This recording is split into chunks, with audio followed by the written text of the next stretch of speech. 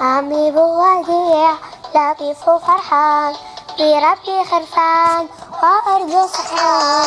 عمي بوديع لطيف وفرحان بربي خرفان وأرضه صحراء.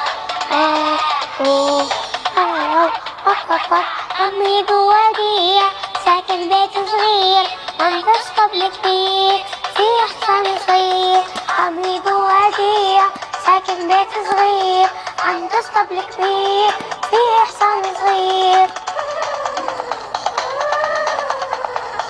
عمي بوديع لطيف وفرحان بربي خرفان وأرضه صحراء.